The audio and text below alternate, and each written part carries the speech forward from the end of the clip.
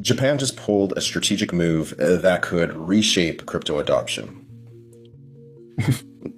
Okay, so you have probably heard by now, but Japan is planning to reclassify XRP as a regulated financial product under its Financial Instruments and Exchange Act. And they're doing this by Q2 of 2026. So meaning that XRP will no longer be just a crypto token, but something treated more like a traditional investment asset with rules around disclosures, licensing, and compliance. So why this is such a big deal? Well, that means no more legal ambiguity for exchanges, institutions, or retail investors, and XRP gets real investor protections and oversight. And this is a huge shift from the old rules because Japan used to regulate most cryptocurrencies under its Payment Services Act, and that focused mainly on payments and reclassified assets as settlement tools, not securities or financial products. So this move formally bridges crypto with traditional finance in a way that few major economies have done. And the timing of it is key.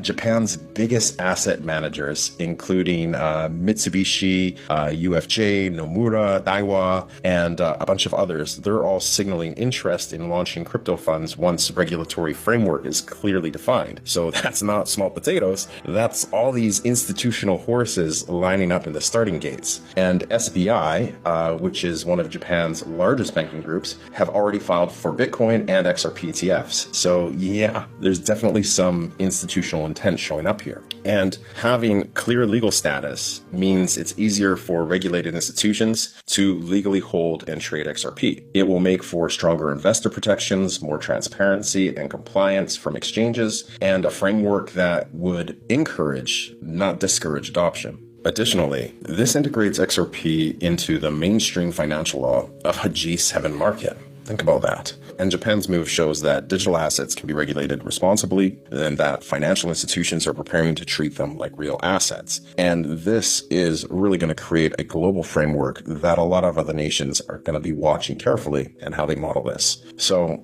yeah, big news. Let me know what you think in the comments and follow if you want more, because in the next part, we're going to break down how this move lines up with Japan's interest rate strategy and how that will affect the whole global crypto macro picture. But the percentage of digital payments of all the transactions is actually only 19%. So it's actually kind of national agenda to increase digital payments. And the government encourage banks to innovate so that they can increase digital payments ratio.